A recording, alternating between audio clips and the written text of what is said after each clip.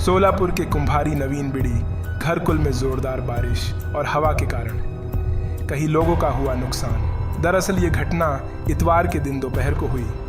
यहाँ के इलाके में बहुत सारे पेड़ गिरे और छोटे मोटे दुकानदारों का बहुत भारी नुकसान हुआ है।